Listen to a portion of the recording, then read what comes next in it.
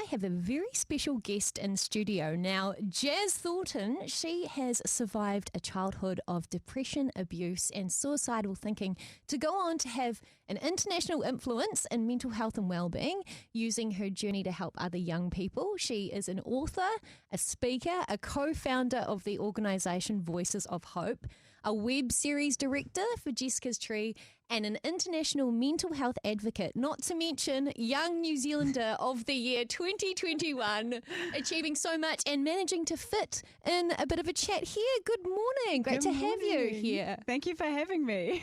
Awesome. Well, we're actually here to talk about something very special. So it's your latest book, Letters to You, and you've had quite an incredible journey so far. So for those who haven't yet heard your story, for you, what was the biggest turning point from despair to hope for you before leading to this book? I think that the most kind of life-changing moment that I had was I had just attempted to take my life for the last time, and I remember sitting there bawling my eyes out, and this woman came up to me who I've known for many years, and she was like, "Jazz, why are you crying?" And I looked at her and I was like, "I'm just so tired of fighting." And she looked at me and she went, "Jazz, what do you think the definition of fighting is? Because I don't think that you've been fighting. I think you're only surviving. And it's only when you learn how to fight, that's when the change that you're longing to see is going to happen." And I remember being like, super offended, like, I've been fighting this whole time. And she was like, "No, Jazz, I really don't think you have." So I went and looked at the definitions of surviving and fighting, and surviving is to continue to live or exist in hardship, and fighting is to engage in a battle or war, fight to overcome and destroy an adversity. And I realized I've been surviving. So it was that learning how to fight that changed everything. What do you think was one of the key tools to actually flipping that switch into fight mode?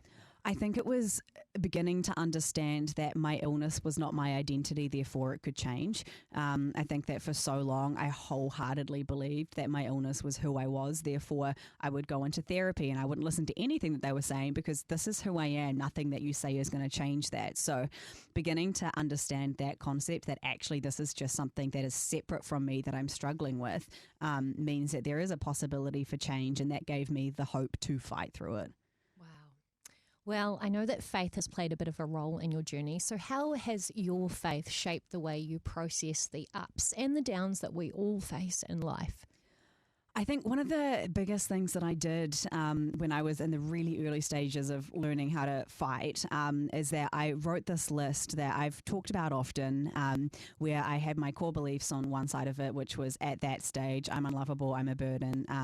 And then I drew a line and I wrote down everything that people said or did that contradicted those beliefs. And then I drew another line and I wrote down every single scripture that I could find that combated that as well. So I had, this is what my mind is telling me, but this is the truth of what people are saying. And then this is the truth of God, and this is who God says I am. And so even now when, life is crazy and things can get thrown your way all the time, going back to that, and just, I will spend so much time just researching and literally pulling every single scripture that I can find about whatever the situation is, whatever the belief is that I'm facing. And that has been a real pillar for me. And it's actually like being active and taking these steps and doing stuff to fight rather than just being stuck, right? Absolutely. And I think that Christians specifically can sometimes get into the groove of, especially if they're struggling or they know someone who is just pray about it. And prayer is powerful and prayer is great, but prayer without action, it's like, I'm going to pray that this thing is going to change. Deeds. Yeah, I'm going to pray that this thing's going to change. And then I'm not going to go to therapy because I don't need to do that. I'm not going to take the medication that was prescribed to me. Or I'm not going to tell people when I'm struggling. And so I think we have to be really careful that we are always matching, prayer with action as well. Or else we wonder why we're in the same cycle time and time again. Well, one action that people can take is actually get a copy of your book, which is Letters to You. Now, I understand it's a beautiful gift package with a whole bunch of letters to provide support, information, encouragement, and tips and practical help for people struggling and going through low moments. So I'd love for you to give us a little sneak peek, perhaps, of what's inside. Maybe one of your favourite letters and why that's special to you. Oh, there are so many letters that are my favourite. I wrote a bunch of different kind of ones that touch on different emotions or experiences or just moments that people are struggling with. And I think one of the ones that really stood out to me was to read when you've relapsed. And the reason that was the case, and that I think was one of my favorite letters to write, is that people get so hard on themselves in any form of thing that they're in recovery from, whether it be self-harm or drugs or alcohol or pornography for some people, whatever it may be. When you relapse, the mindset is so dark and you are so hard on yourself. And so I wrote this letter that for, the moments where people have relapsed, to be like, hey, it's okay. Like, this happens. This is a part of the journey. But what's most important is how we get up. And so there's a bunch of those kinds of letters, and all of the emotions, beliefs, like to read when you're feeling like a burden or unlovable, which were key ones for me. But what I love the most, sorry, I'm yarning here. What I love the most is that, and amongst all of that, I have quick tips from a psychologist. So if you are reading the one to read when you're feeling anxious, there is like 3 quick tips from a psychologist of what you can do right now in that moment. And that's spread throughout the entire book.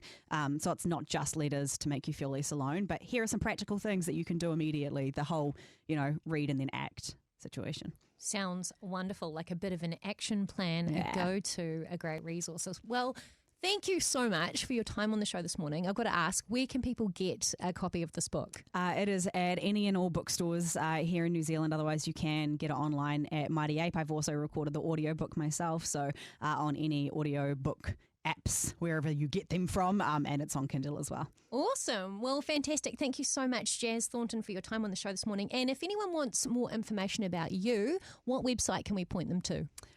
Either voicesofhope.org or literally any social media, which is just my name.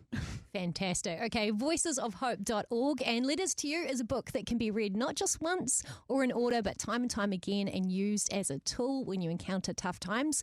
So if you want to get one for yourself or for someone else, that's where you can get it, all good bookstores.